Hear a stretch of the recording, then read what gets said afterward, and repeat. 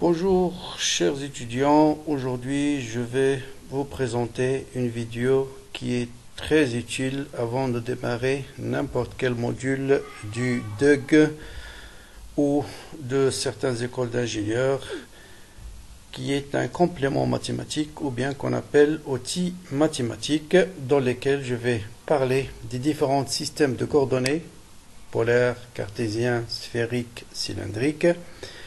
On va définir qu'est-ce que c'est que les éléments déplacement élémentaire, surface élémentaire, volume élémentaire dans chaque système de coordonnées. On va introduire des nouveaux opérateurs qu'on appelle gradient, divergence, rotationnel. Vous allez voir en électricité ou bien en électromagnétisme ou bien en thermodynamique l'intérêt de ces opérateurs. Et enfin, je vais définir l'intégrale curviligne qui intervient en particulier dans, par exemple, le travail d'une force, théorème d'Ampère, par exemple, en magnétostatique. Bien. Donc, les outils mathématiques sont nécessaires dans beaucoup de domaines dans la physique. Donc, les opérateurs sur les vecteurs, on va aborder, bien sûr, produit scalaire, produit vectoriel, que vous avez déjà vu en terminale. On va les rappeler. On va introduire de nouveaux opérateurs, comme je viens de dire, gradient, divergence, rotationnel. Et on va introduire surtout ces systèmes de coordonnées qui sont cartésiens, polaires, cylindriques, sphériques. Tout de suite, vous allez dire pourquoi on introduit un nouveau système de coordonnées autre que cartésien. Parce que tout simplement, vous allez voir que suivant la symétrie du problème, si vous travaillez par exemple dans une symétrie sphérique, c'est plus facile de travailler avec les coordonnées sphériques. Si vous travaillez en symétrie cylindrique, c'est plus facile, c'est-à-dire les calculs sont plus simples si on travaille dans une base cylindrique. Donc on va définir ces bases-là et on va commencer par les coordonnées cartésiennes. Donc ça, c'est des choses que vous connaissez en terminale. Un point M est repéré par les coordonnées x, y, z et le vecteur OM, c'est x suivant i plus y suivant j plus z suivant k. Maintenant, je vais définir ce qu'on appelle un déplacement élémentaire. Et je vais commencer par le cas le plus simple à une dimension. Vous avez l'axe OX, un point M qui se trouve quelque part ici, de coordonnées X. Voilà. Et je vais faire un déplacement du point M d'une quantité d de X. Donc je fais varier X de d de X. Donc vous voyez bien que le point M se déplace de là à là. Et ce vecteur, son amplitude, c'est tout simplement d de X. Donc, le vecteur de OM, je vais le noter, est égal à d de OM, on le note d de OM, ou bien d de R, ou bien M', c'est d de X suivant I. Donc, un déplacement élémentaire à une dimension en coordonnées cartésiennes, c'est la différentielle de la variable fois le vecteur unitaire de l'axe. Bien sûr, suivant Y, ça sera la même chose, ça sera d de Y suivant J, et suivant Z, ça sera d de Z suivant K. Et donc, à 3 dimensions, je vais obtenir un élément de volume. D'accord?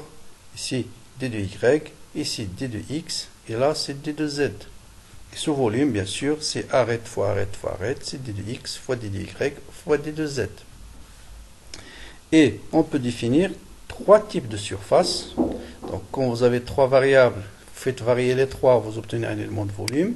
Supposons qu'on fait varier juste x, y, je garde Z constant. Donc, je vais trouver là un élément de surface qui est d de x fois d de y. C'est cette surface-là. Donc, voilà, toute cette surface, les points-là, ils ont dx égale à une constante. Et donc, d de s, c'est d de y fois d de z. Par exemple, cette surface-là, qu'est-ce qui est constant? Cette surface-là, qu'est-ce qui est constant? C'est x. D'accord? Et qu'est-ce que je varie? Je varie y, voilà d de y, et voilà d de z. Donc, cette surface-là, c'est d de y fois d de z. Pour cette surface-là, qu'est-ce qui est constant? D'accord? Qu'est-ce qui est constant? Cette surface-là, c'est y. Donc, qu'est-ce qui varie? C'est x, c'est d de x, et c'est d de z. Voilà l'élément. On peut définir 3 éléments de surface. Mais, souvent, vous allez voir qu'on va travailler avec un arc de cercle, un disque, un plan infini, par exemple, en électricité. C'est plus facile de travailler en coordonnées polaires. Donc, c'est quoi les coordonnées polaires? Donc, un point M dans le plan, on peut le repérer par les coordonnées cartésiennes classiques, X ou bien Y. Ça veut dire OM est égal à X suivant I plus y suivant j. Mais je peux le définir aussi par la distance entre le centre O et le point M, c'est-à-dire cette distance-là qui est R, et cet angle-là qui est θ. Et ces deux variables-là, c'est ce qu'on appelle les coordonnées polaires. Donc si vous fixez R, bien sûr, vous allez décrire un cercle. Tous les points sur un cercle, ils ont leur rayon qui est constant. Mais si vous fixez l'angle θ, le point M il est fixe, il est bien déterminé. Et donc les coordonnées polaires sont R et θ. Et bien sûr, vous avez une relation entre les coordonnées polaires et les coordonnées cartésiennes. X, c'est R cosinus θ, et Y, c'est R sinus θ. Donc θ, c'est cet angle-là. D'accord, R sinus θ. Bien. Donc maintenant, on va définir la base. Bien sûr, quand on va travailler avec les variables R et θ, on ne va plus travailler avec la base IJ. Mais on va produire une nouvelle base qui est le vecteur ER, qui est collinéaire à OM, et un vecteur Oθ, c'est un vecteur qui lui est perpendiculaire. C'est en quelque sorte la base de Freinet que vous avez déjà vu en terminale. Et dans cette base-là, quoi est égal le vecteur OM, vous voyez bien que le vecteur OM qui est égal à R suivant ER. Il n'a pas de composante suivant Oθ. Parce que le vecteur ER, OM, il est perpendiculaire à Oθ. Et donc le vecteur OM, c'est R suivant ER. Donc voilà, ça c'est des choses qu'il faut connaître par cœur. Comment définir un vecteur en coordonnées polaires. Ensuite, comment définir ce qu'on appelle un déplacement élémentaire. Donc voilà. Donc, coordonnées polaires, là aussi, faites attention aux notations. Des fois, on le note ρ, θ, des fois r, θ, des fois r et phi. Mais c'est toujours la même définition. R, c'est la distance entre O et le point M. Et phi, c'est la distance entre l'axe OX et le point M. D'accord? Maintenant, je vais calculer ce qu'on appelle un déplacement élémentaire. Donc, je fais varier R de D de R. Donc voilà, le point M se déplace de là à là. Et vous voyez bien que le déplacement correspondant se réduit à D de R. Bien. Maintenant, je fais varier phi de D de phi. Donc voilà, phi, je fais varier cet angle-là de D de phi. Le point M va se déplacer de là à là. Et bien sûr, cette longueur-là n'est pas égale à D de phi. C'est l'arc d'un cercle de rayon R et d'angle D de phi. Et cet arc-là est égal à quoi? Est égal à R fois D de phi. Ça, c'est très important à retenir. Donc, je fais varier phi de D de phi. Le déplacement, c'est R fois D de phi. Et donc, un déplacement élémentaire dans le cas général en coordonnées polaires, qu'on le note D de OM, D de L ou bien D de R, c'est D de R suivant ER plus R D de phi suivant E phi. Et ceci nous a permis de définir ce qu'on appelle une surface élémentaire. Cette surface-là, c'est un rectangle et la surface, c'est longueur fois largeur. Donc ça veut dire D de R multiplié par R D de phi. C'est l'élément de surface en coordonnées polaires. Voilà une application de ça. Si on vous demande de calculer par exemple la surface d'un disque, essayez de travailler en coordonnées cartésiennes, c'est très compliqué. Mais on peut utiliser les coordonnées polaires et vous allez voir, le calcul, c'est extrêmement simple. Donc, un élément de surface en coordonnées polaires, c'est R D de R D de phi. Donc, la surface, c'est double intégrale R D de R D de phi. Donc, R varie entre 0 jusqu'au rayon de disque et phi entre 0 jusqu'à 2pi. Et vous trouvez tout de suite que la surface, c'est bien pi R carré. Bien, maintenant, on va passer aux coordonnées cylindriques. Donc, si vous avez bien compris les coordonnées polaires, les coordonnées cylindriques, c'est quoi? C'est les coordonnées polaires R et phi auxquelles on va ajouter la variable z. D'accord? Hein? Et notez bien que R, c'est la distance entre l'axe Z et le point M. C'est cette distance-là, qui est la même que celle-là. Donc, par exemple, ce point-là, ces coordonnées polaires, c'est quoi? C'est R, qui est la même que celle-là. L'angle entre l'axe OX et la projection du point M sur l'axe OZ vous donne l'angle phi. Et bien sûr, Z, c'est les coordonnées cartésiennes classiques. D'accord? C'est la même que celle utilisée en coordonnées cartésienne. D'accord? Donc si Z varie, c'est le plan bleu qui va être décrit. Si phi varie, c'est le plan ici, rouge, voilà. Et si le rayon varie, vous allez décrire des surfaces latérales d'un cylindre. Et on fait varier les trois, on va décrire un cylindre. Donc voilà les coordonnées cylindriques. Notez bien, c'est la distance entre le point M et l'axe Z, sa projection sur le plan XY, l'angle entre l'axe OX et cette projection, ça va dans l'angle phi, et Z, c'est les coordonnées cartésiennes classiques. Donc c'est R. On va définir, voilà, R et Z, d'accord? Bien. Maintenant, on va définir le vecteur OM. Donc à quoi est égal ce vecteur OM? Donc là, les coordonnées classiques, les coordonnées cartésiennes, cylindriques, on a dit c'est R, c'est phi et Z. Donc ce vecteur-là est égal à quoi? Est égal à ce vecteur qui est quoi? Qui est R suivant quoi? Suivant ER, bon, et plus Z suivant K. D'accord? Bon. Bien sûr, il faut définir d'abord la base cylindrique, j'ai oublié de le dire. Donc la base des coordonnées cylindriques, le vecteur ER, c'est le vecteur qui est collinéaire, qui est perpendiculaire à l'axe Z. D'accord? E phi, c'est le vecteur qui tourne autour du cylindre. Autrement dit, ce sont les coordonnées polaires classiques qu'on a déjà définies. Ensuite, il faut ajouter le vecteur K. D'accord? Et donc, le vecteur OM en coordonnées cylindriques, c'est R suivant ER plus Z suivant K. Maintenant, on va définir ce qu'on appelle un déplacement élémentaire en coordonnées cylindriques. Donc, les coordonnées cylindriques, ce sont R, qui est la même que celle-là, phi et Z. Donc ça, on vient de le dire, un point M quelconque, on va le repérer en coordonnées cylindriques par sa distance par rapport à l'axe Z, qui est cette distance-là. Sa projection sur le plan XY nous permet de définir l'angle phi, et puis l'axe Z, coordonnée cartésienne classique. Maintenant, je fais varier R de D de R, phi de D de phi, et Z de D de Z, et je veux calculer le déplacement élémentaire. Bien sûr, la base, c'est ER, Eθ, et Phi, pardon, et EZ. D'accord? Donc, quand je fais varier R de D de R, donc voilà, je fais varier R de D de R. Vous voyez bien, le point M se déplace de là à là. Donc, le déplacement se réduit à D de R. Donc, c'est D de R. Maintenant, je fais varier phi de D de phi. Voilà, je fais varier phi de là à là. Donc, le point M se déplace de là à là. Donc, c'est D de phi. Donc, ce déplacement, c'est quoi? C'est l'arc d'un cercle de rayon R et d'angle D de phi. Donc, il n'est pas égal à D de phi, mais plutôt c'est R fois D de phi. L'arc d'un cercle, c'est le rayon fois l'angle. Et enfin, je fais varier Z de D de Z. Le point M se déplace de là à là. Et cette longueur, c'est tout simplement D de Z. Donc, il se réduit à D de Z.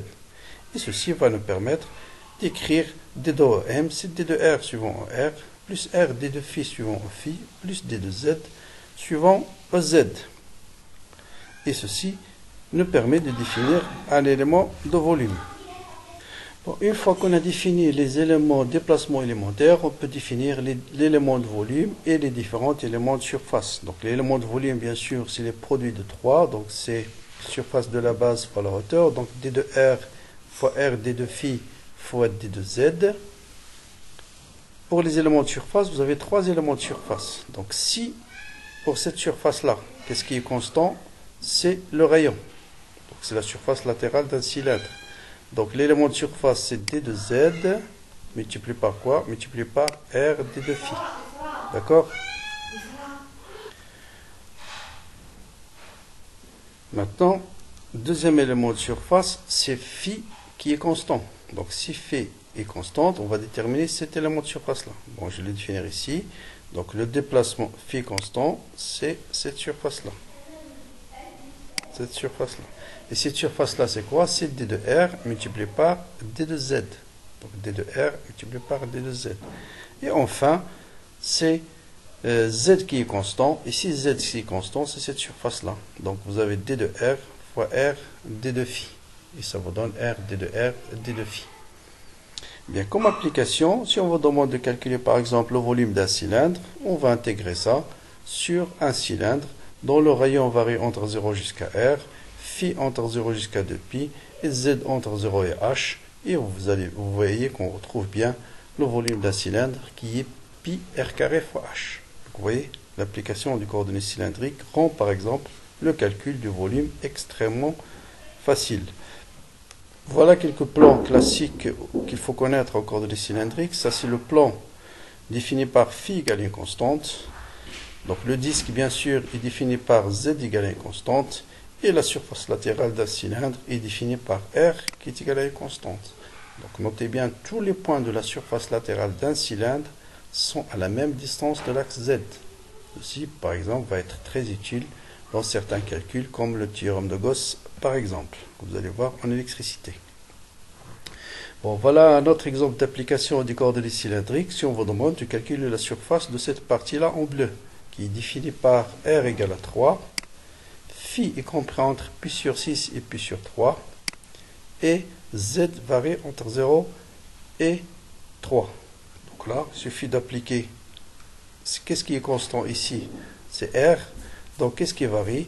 C'est d de z multiplié par r d de θ. Voilà l'élément de surface. Donc, c'est d de z fois r d de phi. d de z fois r d de phi. Bon, on intègre ça, tout simplement. Donc, r, c'est une constante. On le sort de l'intégrale. L'intégrale d de phi entre pi sur 6 et pi sur 3, c'est phi. Et l'intégrale d de z, c'est z entre 0 et 3. Et ça vous donne 5 pi sur 2. On va passer maintenant aux coordonnées sphériques, un autre système de coordonnées qui est très utilisé quand vous travaillez avec des géométries à symétrie sphérique. Et ces coordonnées sont quoi? Ils sont R, qui est la distance entre le centre O de la sphère et le point P, dont on va déterminer les coordonnées, θ, l'angle entre l'axe OZ et le vecteur OP, et phi, l'angle entre l'axe OX et la projection du point P dans l'axe Y. Donc phi, c'est la même que celle qu'on a utilisée en coordonnées cylindriques. Par contre, R, faites très attention, ça n'a rien à voir avec les coordonnées R qui est défini en cylindrique. On le note de la même manière, mais ce n'est pas du tout la même chose. Et ça, c'est quelque chose qui pose beaucoup de problèmes aux étudiants au début de l'étude de ces coordonnées. Donc faites très attention. Coordonnées cylindriques, R, c'était la distance entre l'axe OZ et le point M.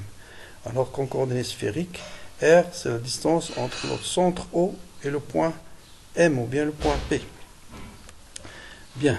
Donc on va définir maintenant la base du coordonnées sphérique. Donc la base, c'est ER, c'est le vecteur collinéaire à OM. Le vecteur Eθ, c'est le vecteur qui est tangent au plan méridien, c'est-à-dire ce plan-là.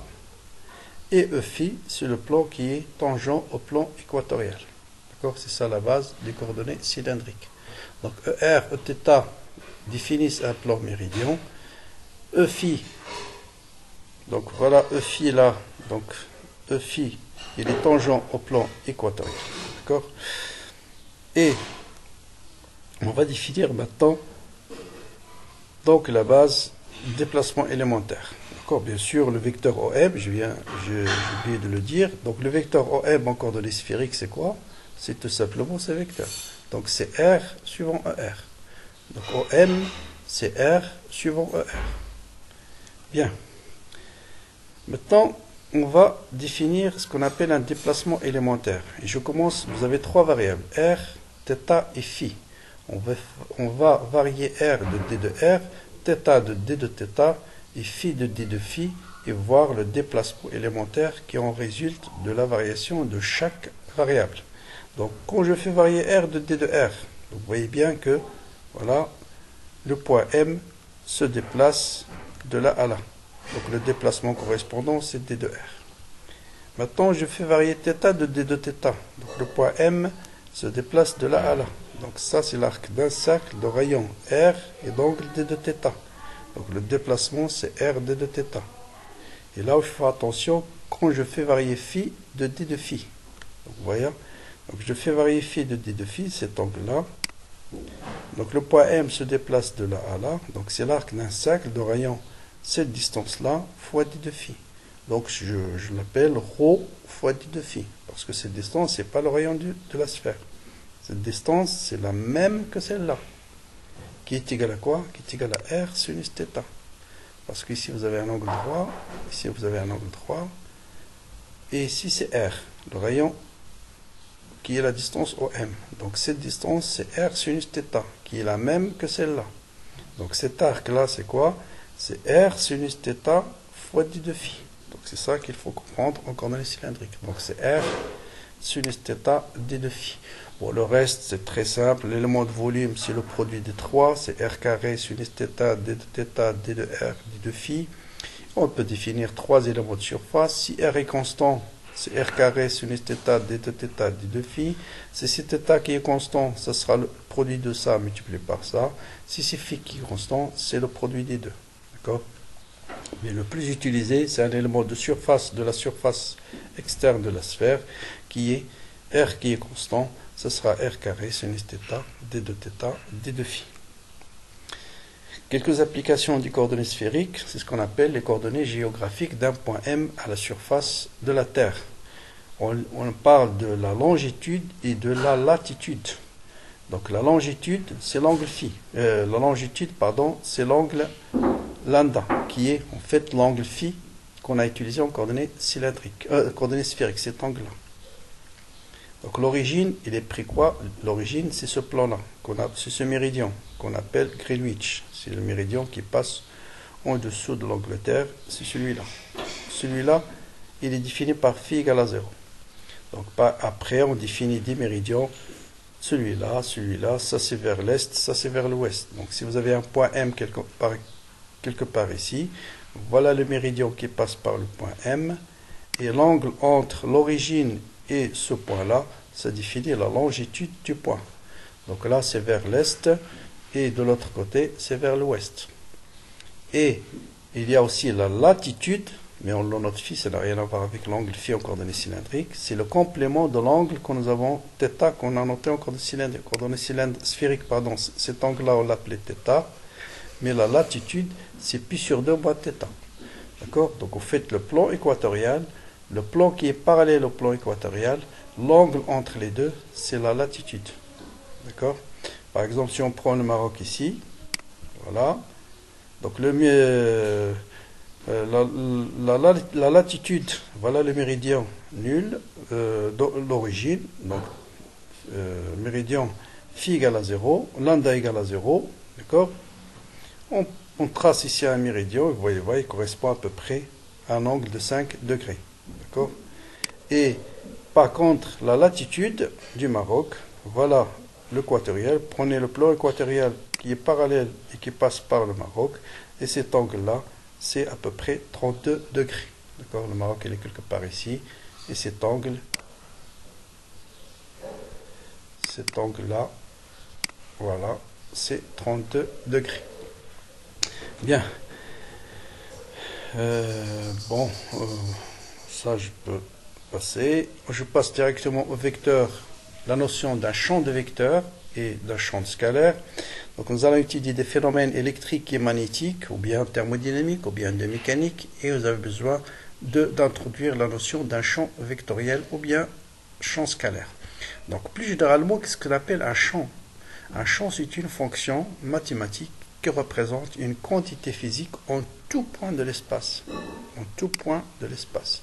Si vous avez par exemple un point qui se déplace sur une courbe, le vecteur vitesse, il n'existe qu'en un seul point. Si la particule, là où le solide se trouve en ce point, voilà le vecteur vitesse de ce point, de ce solide-là. Lorsqu'il se déplace ici, ce vecteur vitesse, il existe en un point. Donc ici, c'est un vecteur.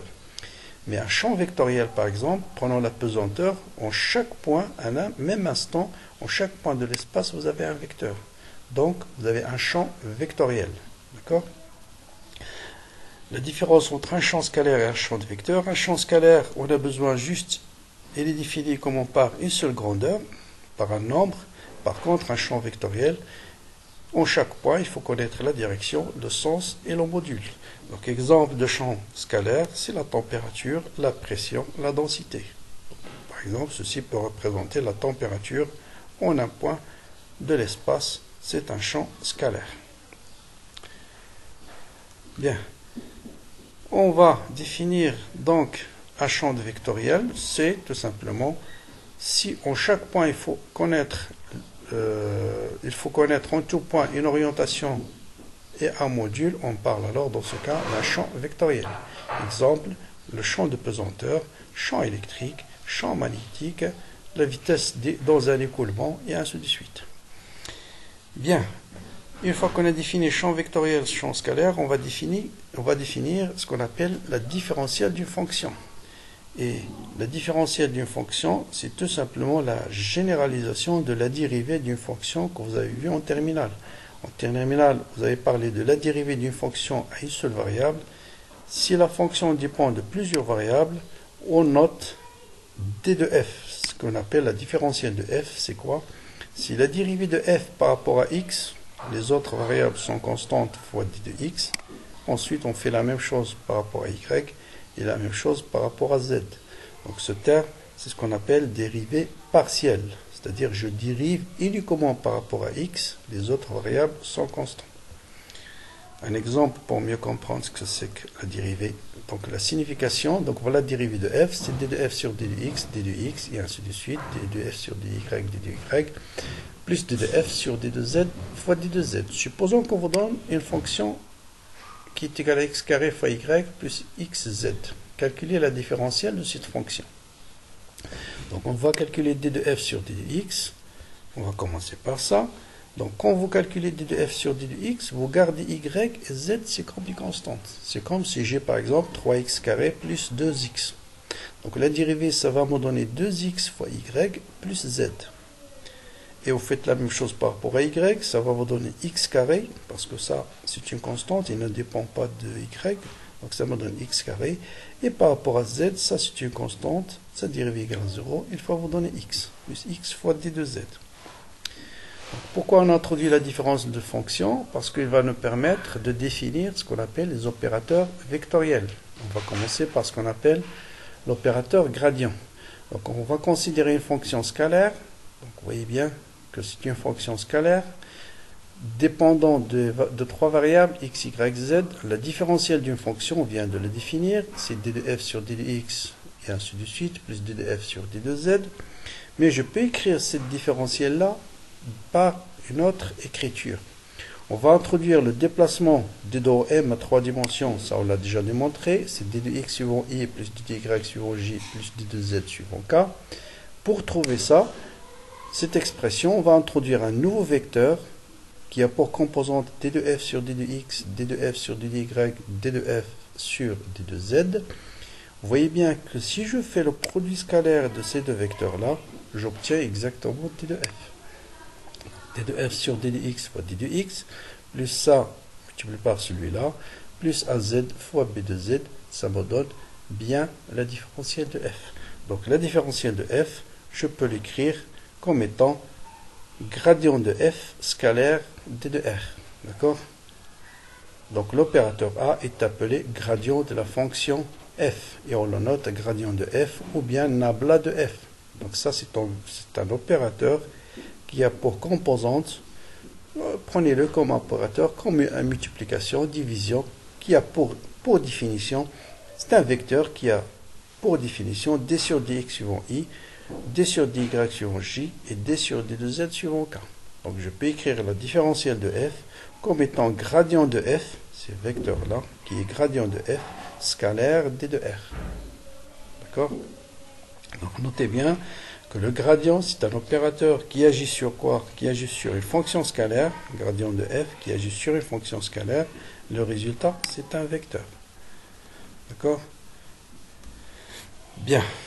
Donc voilà, si une application de gradient de f, si d de r est perpendiculaire au gradient, d'accord, alors d de f est égal à 0. C'est normal, parce que si d de f, le produit scalaire de deux vecteurs perpendiculaires est nul. C'est-à-dire quoi? C'est-à-dire que le gradient est perpendiculaire au lieu où la fonction f est constante. Pourquoi? Imaginez, vous avez ici, voilà un plan qui est décrit par une fonction f de x, y, z égale à une constante. Donc, si f de x, y, z est égal à une constante, ça veut dire tout simplement la différentielle de f va être égale à combien? va être égal à 0. D'accord? Parce que la dérivée d'une fonction constante, c'est nul. Or, la différentielle de f, c'est quoi? C'est gradient de f scalaire d de r. Donc, si je prends n'importe quel déplacement élémentaire sur la surface, j'obtiens bien sûr gradient de f scalaire d de r égale à 0. Donc, gradient de f est perpendiculaire à cette surface-là. Donc, une application du gradient, si on vous demande par exemple de déterminer un vecteur normal à une surface donnée, dont vous connaissez l'équation de la surface, il suffit de calculer gradient de f et vous êtes sûr que gradient de cette fonction est un vecteur qui est perpendiculaire à cette surface-là.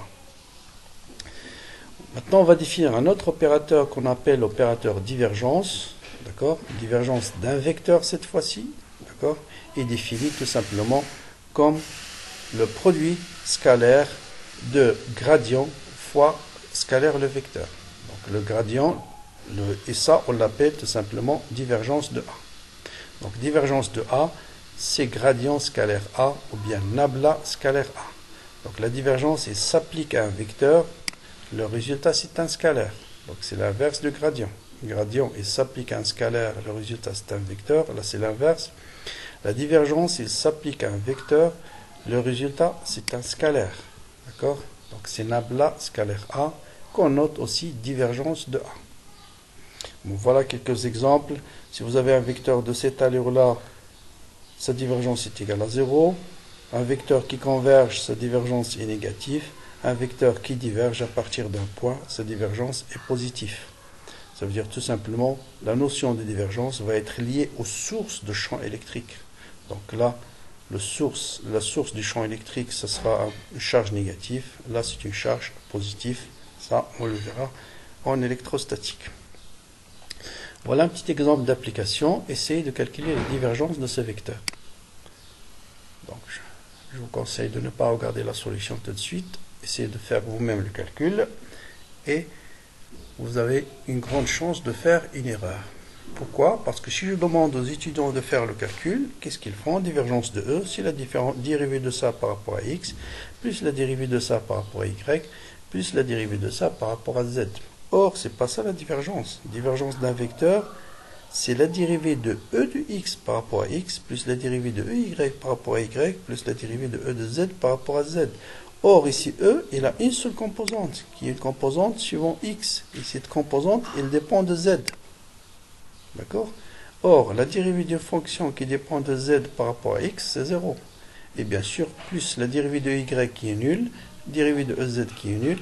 Donc, la divergence, c'est ce qu'il faut éviter à l'examen. C'est le fameux 0. D'accord? Voilà. Maintenant, on va passer à notre opérateur, c'est l'opérateur rotationnel qui est lui défini tout simplement par gradient vectoriel V. Donc, rotationnel de V, c'est nabla vectoriel V ou bien gradient vectoriel V. Donc, il s'applique à un vecteur. Le résultat, c'est un vecteur. Donc, il nous renseigne sur si un vecteur tourne ou pas, en gros. Donc, voilà, c'est un vecteur qui garde une direction fixe, son rotationnel est nul. Un vecteur qui tourne, son rotationnel est différent de 0. Donc, je vous donne un vecteur et je vous laisse les soins. Voilà un vecteur, vous voyez, qui est égal à y suivant x. Ici, y est positif, ici, y est négatif. Au fur et à mesure qu'on se déplace suivant l'axe de y, sa valeur augmente. Et vous voyez bien, c'est un vecteur qui tourne. Donc, on doit avoir son rotationnel qui est égal à 0. Donc, essayez de faire le produit vectoriel de nabla avec ce vecteur. Donc, c'est facile à faire. Faites produit vectoriel d sur dx, d sur dy, d sur d de z, vectoriel, un vecteur qui a pour composante y 0, 0, et vous allez trouver, bien sûr, moins 1. Donc, rotationnel de ça est égal à moins 1, c'est-à-dire moins 1 suivant z, bien sûr. Et la divergence de ce vecteur, bien sûr, c'est 0. Pourquoi? C'est dérivée de a de x par rapport à x. Donc, a de x c'est y. La dérivée de y par rapport à x, c'est 0. Enfin, bon, là, c'est le produit vectoriel. Je pense que tout le monde sait ce que c'est que le produit vectoriel. C'est un vecteur qui est perpendiculaire au plan formé par A et B. Maintenant, est-ce que c'est vers le haut et vers le bas? Moi, le plus simple, je vous conseille d'utiliser la règle de la main. Donc, vous tournez le vecteur A vers B et le pouce vous donne la direction de A vectoriel B. dernière chose que je vais introduire dans cette vidéo, c'est la notion de circulation curviligne. Donc là aussi, il intervient dans beaucoup de domaines, comme par exemple le travail d'une force. Dans le théorème d'Ampère, vous allez voir en magnétostatique.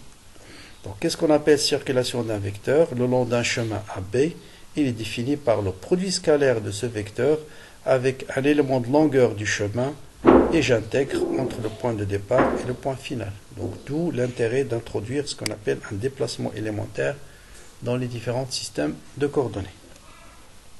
Donc, exemple en coordonnées cartésiennes, vous avez un vecteur cas général qui a trois composantes. Voilà le déplacement élémentaire en coordonnées cartésiennes dans le cas général.